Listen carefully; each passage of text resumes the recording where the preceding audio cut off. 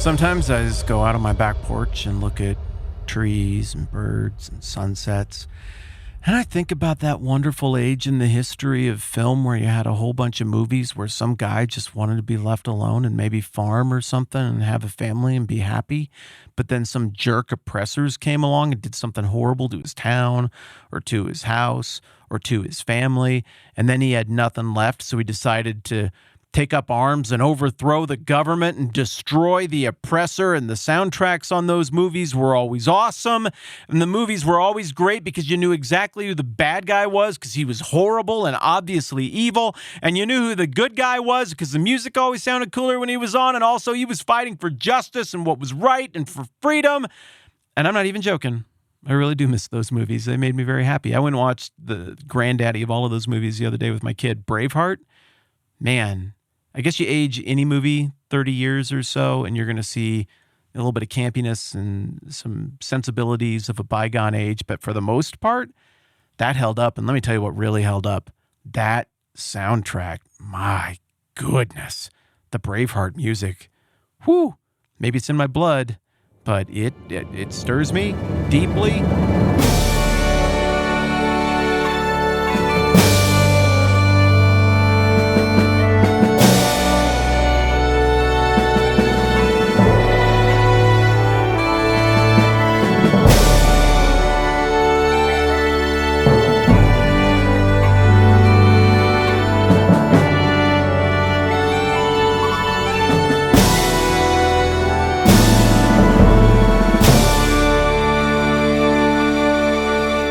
I love those kind of movies. And if you feel any affection for those kind of movies, or maybe even if you don't, I think you're going to love what we cover the next few days, which is the stuff between the Old Testament and the New Testament. When you get to the end of the Old Testament, as we talked about yesterday, Rome is not yet in view, but we know historically it was loading up clear out west on the Italian peninsula.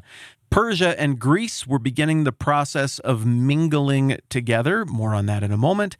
And the Jews were just happy to have put things back together and to have walls around their town and their temple and to have rededicated themselves to the law. The Old Testament leaves off with Nehemiah saying, well, paraphrases mine here, I tried pretty hard. That was pretty much the best swing. God, remember me. And it's sort of ambiguous, and that's the end of the Old Testament. And once again, that Old Testament wraps up in the middle of the 400s BC. Well, about 100 years after that, stuff starts shaking in Macedonia. So if you can kind of picture it, Greece sticks down into the Mediterranean Sea. It sticks down further than the boot of Italy into the Mediterranean Sea. But then as you go north of that, you've kind of got that clump of countries that you can never remember how to label on a map that's on the east side of the Adriatic Sea, like straight east of Rome. That includes like Slovenia, Croatia, Bosnia and Herzegovina, Montenegro, Albania, Serbia, home of the world's greatest basketball player, Nikola Jokic. And then Macedonia is sort of the furthest south there. It sits just north historically of historic Greece. Culturally, they looked very, very similar back in the day, but there's a great and very assertive king up there who rules from 359 BC to 336 BC, and his name is Philip II. Philip II lends his name to Philippi. It's a prominent, important town in the New Testament. The book of Philippians was written to Philippi. The Apostle Paul went to Philippi. Philip II marries some kind of pre-pagan witch, sorceress lady. I don't know. There are tons of interesting rumors about her. She was particularly friendly with snakes, apparently. And they have this kid, Alexander. And Alexander turns out to be a pretty huge deal. Philip II is kind of already the inheritor of Greek culture. He isn't Greek, but he's the most powerful person in the Greek neighborhood, and he's speaking Greek, and they're building in Greek styles and saying Greek things. So I don't know, it's kind of like he took the baton. It would be like if Canada became the biggest deal of all and overshadowed the United States. It would be like, well, Canada, now it's still technically Canada, but in this imagined future, it's sort of the new America. It's the successor. It's the baton carrier of this particular culture. No offense to Canadians or Americans. I don't feel great about that analogy, but I'm going with it anyway.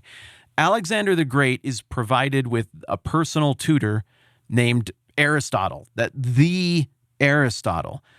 Aristotle's mentor was Plato, the Plato. Plato's mentor was Socrates, the Socrates. So really, Alexander the Great is the fourth in line of the intellectual family tree that goes Socrates, Plato, Aristotle, Alexander the Great. But only one of those four conquered the entire world, and it wasn't Plato. Philip II dies unexpectedly, and Alexander, who's just a teenager, comes to power. Well, he's got it in his head that he should fulfill what might have been his dad's vision to conquer and unify everywhere that's been in any way touched by Greek culture. Remember how yesterday we were talking about how typically you think of Persia and Xerxes and Darius and all of that crowd as being one thing and the Greeks as being a different thing. But yesterday I was talking about how really they were very mingled. They traded with each other a lot more than they fought with each other, and there's a lot of overlap there. Well, Alexander the Great's like, I think I could probably conquer the whole thing and just Greekify all of it and formalize the Greekification of everything. And so he goes on this ludicrous march of conquest, starting at the age of 18 in 334 BC. He goes, and it's like, I guess if you go to jail, what are you supposed to do? Go punch the biggest guy on the block, right? Well, that's what Alexander does. He invades the Achaemenid Persian Empire, ruled by Darius III. And it'd be fun to tell you all the ins and outs of how that march of conquest went. Maybe someday I'll do a whole podcast just on Alexander the Great, but we're not going to do it in this season. Suffice it to say, he won a handful of key battles that are very well documented, so we get to see the details of his battlefield genius in place.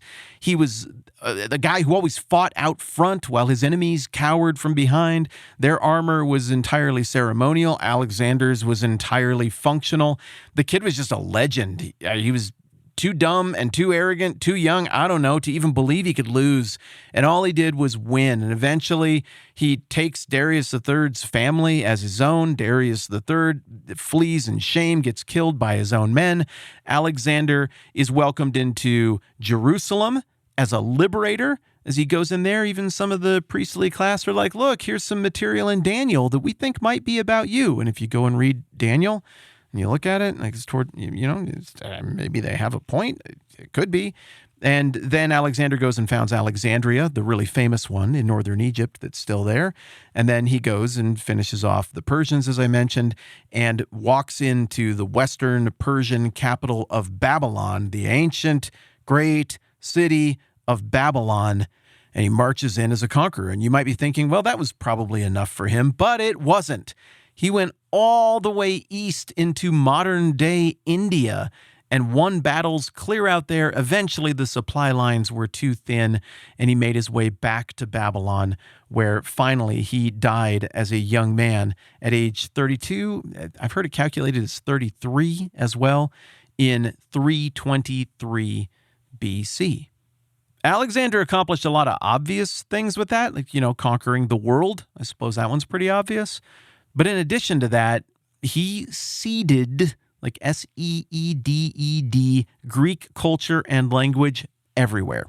He made sure that his Greeks and Macedonians intermarried all over the world. He spread and officialized Greek language, Greek coinage. I have, not in my hand right now, but very nearby, I have a coin with Alexander's face on it that he minted, probably something he got coached to do by his tutor, Aristotle. And that coin was used to pay the army that made all of this happen, and I have one of them. And yes, if you're getting the impression that I think that's pretty cool, it's because I think that coin is pretty cool. For the purposes of our conversation, the big important thing to know is this. The intellectual heritage of the Greeks, the linguistic heritage of the Greeks, the ethnic heritage of the Greeks had been spread all over the entire ancient world in just over a decade because of the decisiveness and the brilliance and the effectiveness of one 18-year-old kid who just did something absolutely crazy. I mean, in retrospect, we might look at that and be like, I've been told that was pretty cool, but that seems pretty mean to go conquer the whole world and make everybody be like you.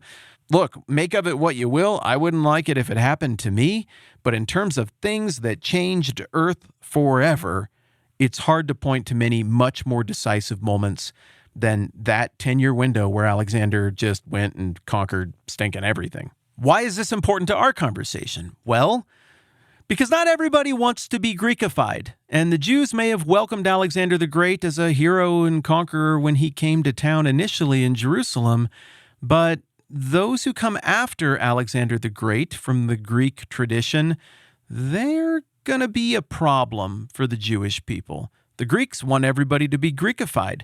The Jews don't want to be Greekified. They want to be Jewish. The Greeks want people to worship all of their gods, lots of gods. The Jews want to worship only one God.